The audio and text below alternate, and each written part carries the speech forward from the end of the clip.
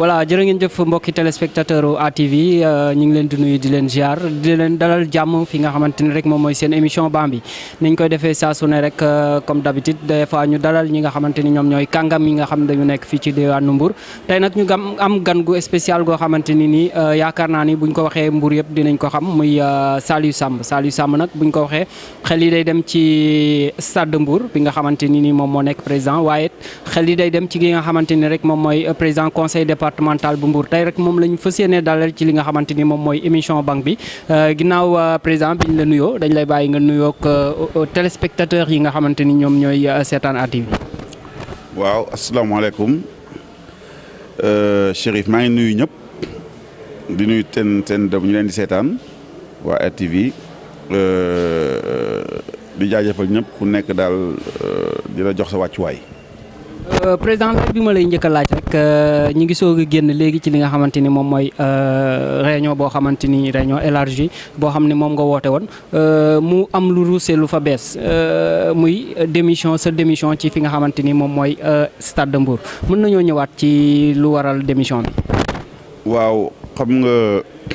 stade de Mbour maintenant 9 ans ñu ngi ko yore ñu ngi ko fekkoon deuxième division yàlla suturaal ñu andil ko ba fii. ci diggante bi on a eu des hauts et des bas am ci coupe am ci aussi ay nattu bu ñu yàlla teg mooy sunu doom yooyu fii ak yi fi jóge génn am na leen yàlla xaare àjjana ba agsi ba fii Stade de Mbour nekkoon une famille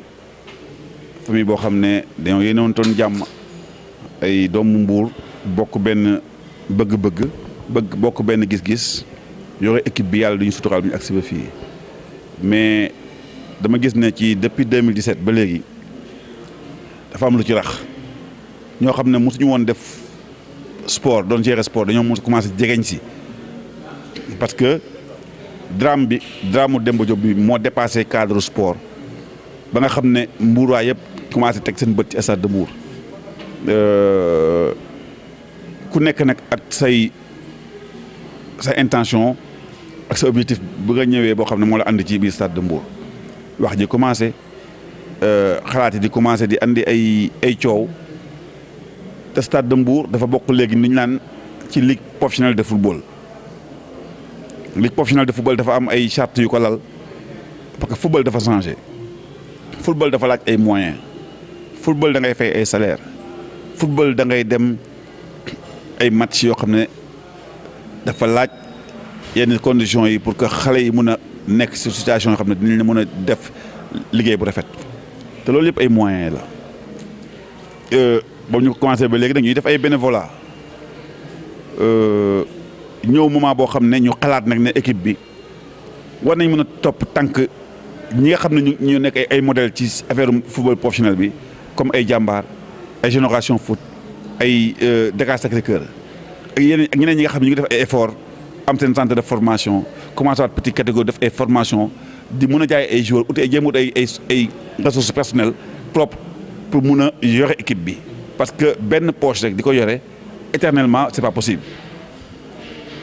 mais chaque fois nga teg benn programme pour dem foofu ñi nga xam ne ñoo naan ñooy dirigeant club bi depuis 10 ans duñu cotiser duñu def sax benn tâche bi nga leen jox sax réunion nga jox leen tâche ne leen dans 15 jours on se retrouve là soo ñëwee dañu naan la jotuñu ko def parce que lii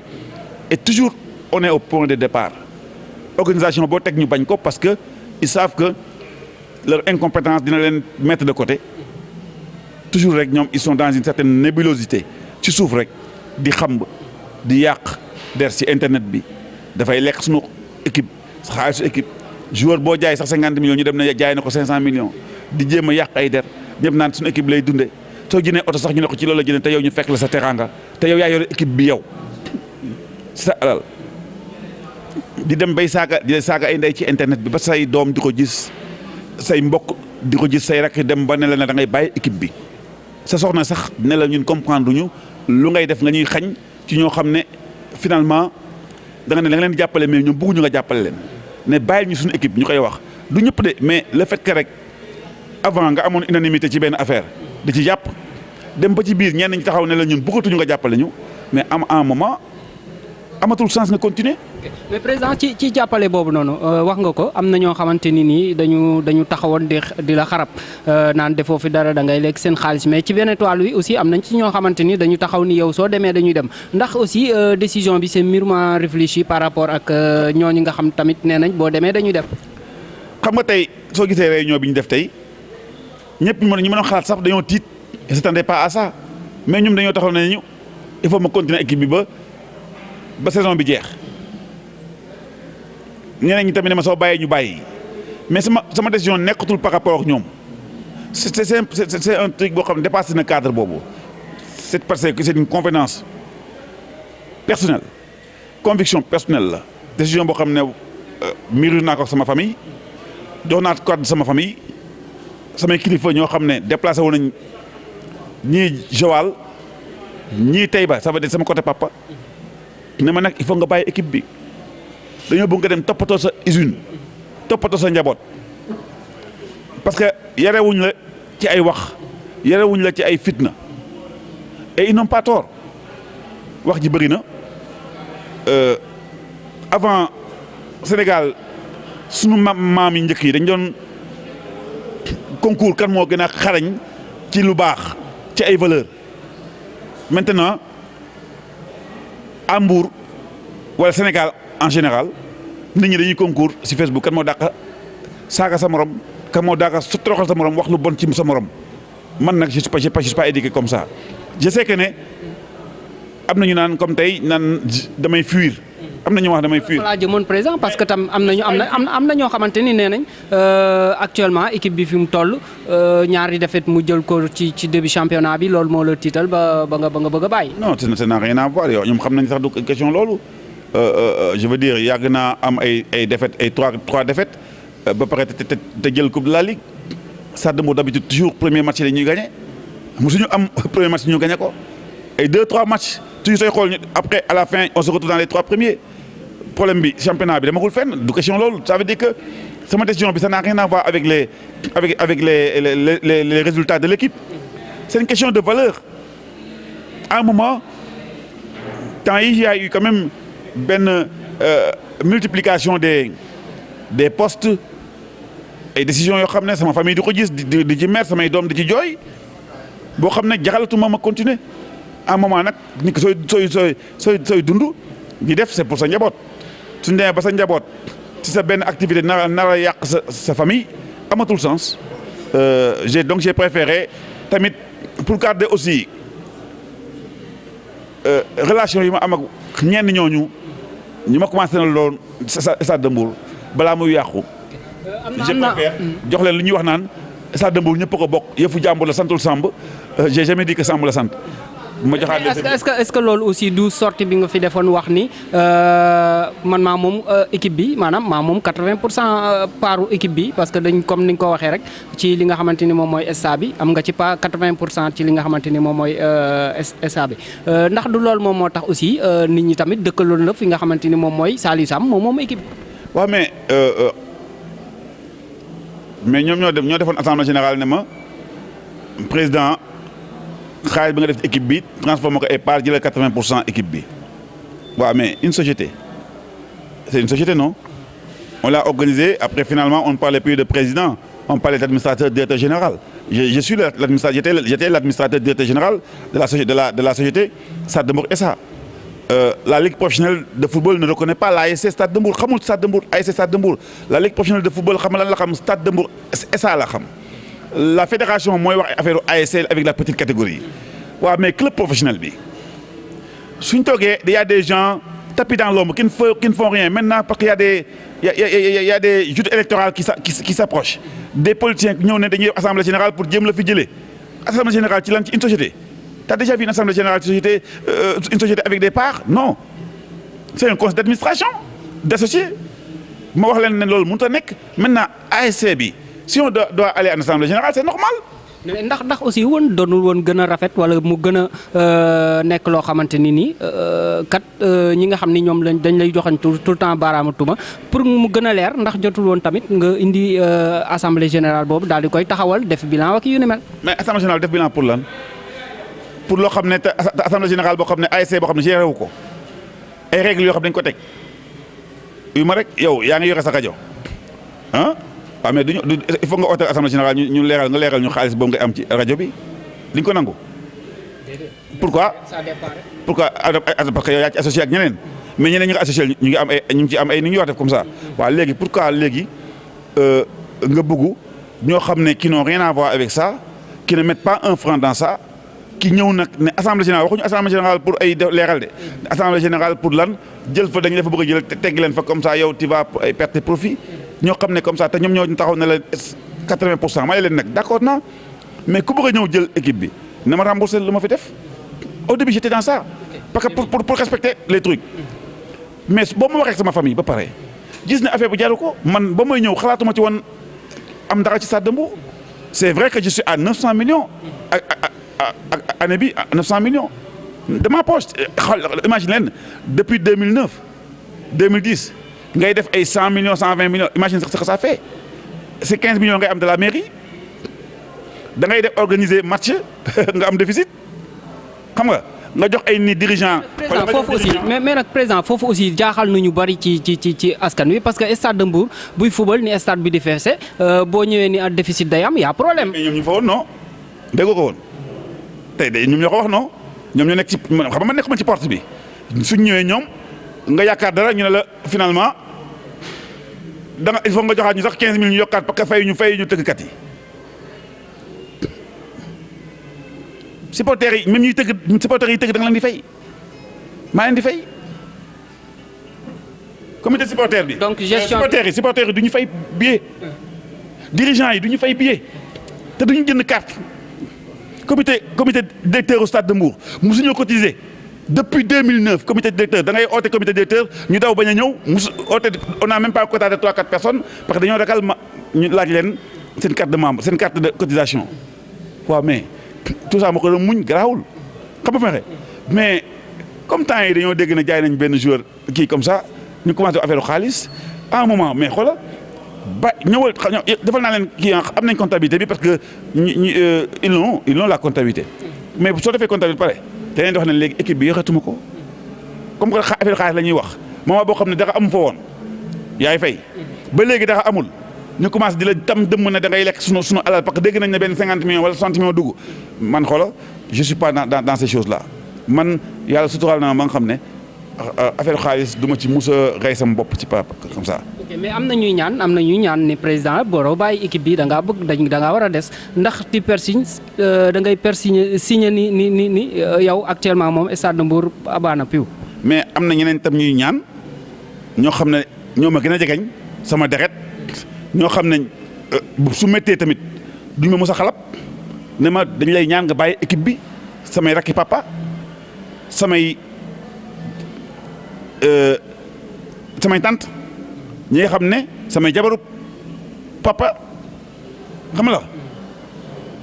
samay rakk ñu ma bokkal ndey ak baay sama rakk yu ma nekkal bokkal baay ñu ne parce que lu ñuy dégg ñuy wax ci Mbour ak ci yow ñuy toog ñuy dégg ñuy saaga parfois neexuñu. te yaa ngi ñuy tooñ à un moment le choix est vite fait su ma waxee def plaisir à des gens comme ça ñoo xam ne suñ dañuy saaga ndey ñu métti sax ñoo xam ne ñoo bokk deret je suis obligé de faire plaisir à ma famille du dëgg et donc man j'ai dit à ma famille que je vais démissionner j'ai donné ma parole et je reviendrai pas dessus. ma fàttali rek mbokki téléspectateurs yi ñuy déglu yéen a ngi ci seen émission banque bi ñu dalal tey Saliou Sam mi nga xamante ni moom mooy président conseil départemental waaye it nekkoon président Stade de Mbour ndax léegi tout à l'heure mi ngi koy wax ci li nga xamante ni biir waxtaan wi moom mooy démissionné na li nga xam ne moom mooy poste président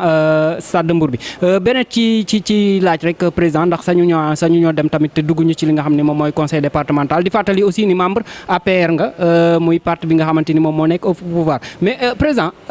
temps yi moom kenn déggatu la kenn gisatu la lu xew. non maa ngi liggéey mais liggéey conseil départemental c'est pas au bureau fii Mbour lan ma fi am lépp Dakar la nekk su ma bëggee def ay réalisation andi Mbour il faut ma dem jëli ko Dakar donc maa ngi yëg di lii def ay projet pour Mbour te di ngeen gis bientôt projet yi dina ñëw du dëgg projet yi maa ngi koy def conseil départemental chaque année soo demee def nañ réception wu salle de classe yi ma defal Joal amatul woon kii CM Lamine Senghor def naa ko actuellement nii maa ngi def réception wu kii naxati CM Grand Mbour clôturel naa leen ko CM 6 bu kii Médine clôturel naa leen ko Joal may naa leen beneen lycée Joal ba may naa leen tamit 3 salles de classe lycée bu BBS bi CS1 may naa leen xaw ma 2-3 salles de classe Ndiaga Ñaaw may naa leen kii CM kii may naa leen 3 salles de classe Bourou may naa leen 3 salles de classe ak ay blocs sanitaires ci sama budget te budget sama petit matul 200 millions de francs CFA actuellement fu may waxal nii gasoil sax du ko am man sama budget yëpp damay rus sax ci conseil départemental di jël gasoil ci kii bi man je veux dire nu ñuy xalaat demul noonu man dama gëm ne man am na yenn côté yoo xam ne mission laa am maa ngi koy dox yàlla di ma suturaal du dëgg peut-être que nag loolu nga déggoon léegi sa confrère bi di wax mu ne man ma façon de faire pour la politique c'est bizarre damay def politique te du ma nangu ñu wax ko samay jëf ma ne leen j'ai pas besoin parfois lu ma def rek dugg ci Facebook bi di ko wax am na ñoo xam ne ils font ça mais man waaw peut-être que ça mais man damay bàyyi ñu ci war a communiquer ñu communiquer ci man j'aime max comme sëñ Cheikh bu sëñ Saliou di def rek su defee jàkk ba pare rek passer à autre chose parce que loolu moom importance man je m'attarde pas du ma attardé wu ci ay réalisation def nga dara di ko bàkkoo déedéet loolu yëpp mbaaxu yàlla la man su ma defee dara ba pare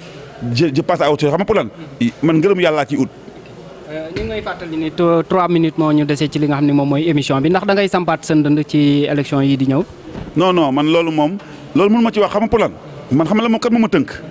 sama kilifa dama am ci Mbour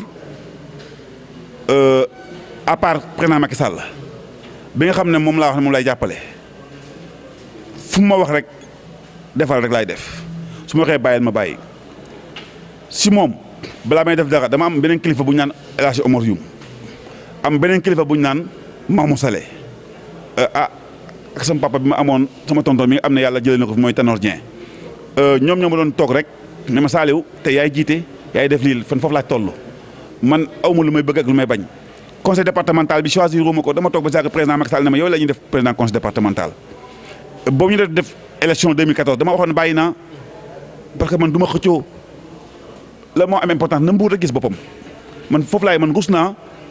lu ma sëñ Moussa Saliou wax mu ne ma da ngaa bàyyi jour bu nga bàyyi woon moo tax yàlla jox la nga nekk président conseil départemental soo doon xëccoo rek yàlla bëggul kuy xëccoo parce que yàlla pare na bu yàgg Mbour lu ma koy ñaanal rek mooy ku fiy toog rek yàlla nga nekk ku jig Mbour muy monsieur le maire muy sama frère Cheikh Issa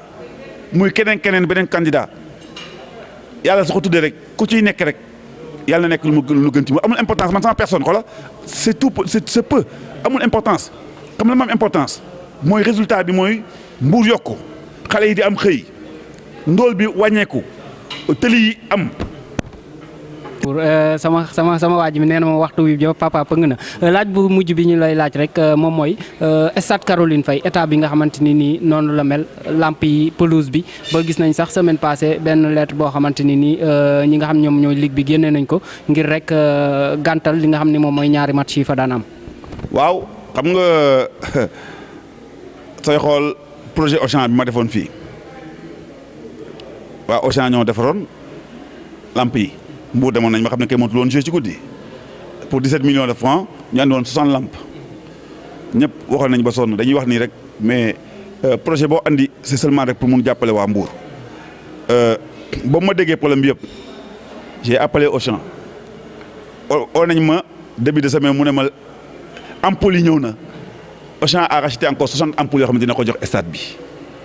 man foofu si laay dox du ma ci wax amul importance wax bi. del def rek yàlla pare na bu yàgg dégg nga fi ma waxee man foofu laa toll Mbour nag ko la ñooy xool rek tey am na kenn lu ku ma wax benn affaire mu ne ma gis nga nag ñi toog seen kër Mbour ñoo la bëgg ñu nekk ci kër gi yow ñu la bëgg ñu ngi ci biir kër yi nekkuñu fii ci di wax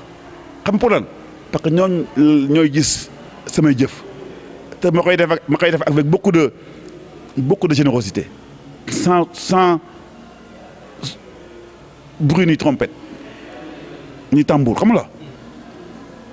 c'est important di def rek liggéey rek jëf bàyyi wax ji. mu nga waxtu wi pëng na lan mooy doon li nga xamante ni rek moom mooy dernier mot bi. waa xanaa dëgg di santat yàlla di baalu samay waajur ñi nga xam ne situation stade de Mbour bi ma ci nekk ak wax ñuy dégg samay rakk yeeg comme ça tey dégg nga réunion bi sama frère bi doon wax ba xolam jóg mu ne ñun ñooy toog di dégg ñëwatuma stade de Mbour xoolatuma Facebook ndax ñi nga xam ne ñooy topp di saaga te defuñu dara ci stade de Mbour ñëwatuma stade ndax loolu sama soxna samay doom parce que j'ai une femme j'ai maintenant une fille ma fille aînée à 15 ans yaa ngi ma la te léegi nag day seetaan ay Facebook et la dernière fois dafa gis ay wax yoo xam ne naka su dul noonu mu ñëw di ma poser ay questions te affaire dafa commencé métti ci moom di baalu ak ñoom ñëpp sama ak ñu ma bëgg tamit di dégg loo xam ne da leen naqari nekk ci autour de stade de Mbour di baalu tamit ñi nga xam ne position bi ma jël nii dina leen naqari parce que ñoom stade de Mbour lañ kii te suñu amoon lu ma gënal ñoo xam ne gëm nañ ma te ñu ngi may jàppale stade de Mbour ñooñu la sama xol di métti mooy ñu may ñaan dara te mosuñu ma ñaan dara ma te defuma ko te ñu may ñaan loo xam ne mënu ma leen ko may ñooñu lay baalu àq di leen jéggalu que vraiment rek affaire métti na ma trop mais diis na ma trop te il faut que rek ma bàyyi noonu que teg lépp ci loxo yàlla peut-être moo wax ne dafa jeex tey rek mais comme li ñoom lu ñu wax rek ñu fa nekk am na ñu wax ne stade de Mbour le stade de Mbour est éternel yal na yàlla def loolu rek moo am importance du dëgg. merci beaucoup président Saliou Samb tey mu nekkoon suñu gan ci li nga xam ne moom mooy seen émission ban bi ñu ko doon dalal di waxtaan ak moom ci li nga xam ne rek ci lu ñu jógee muy démission bi nga xamante ni démissionné na ko ci président su stade de Mbour waaye te waxtaan ci li nga xamante ni rek moom mooy conseil départemental bi nga xam ni jiite woon na ko mu nekkoon waxtaan woo xamante ni nii dégg nañ li nga xamante ni jot loolu la ci jot a wax ci rek biir waxtaan wi ba tax na rek ñu ngi leen di jaajëfal bu baax a baax yéen ñi doon teewlu seen télévision ATV ci caméra bi Mouhamadou Gueye moom moo ci nekkoon ak Mohamed Gueye ak ki nga xam ni moom mooy Mamadou Ndom ci réalisation bi Eldo moom moo ci féete woon jërë ngeen jëf dig daje incha allah benn yoon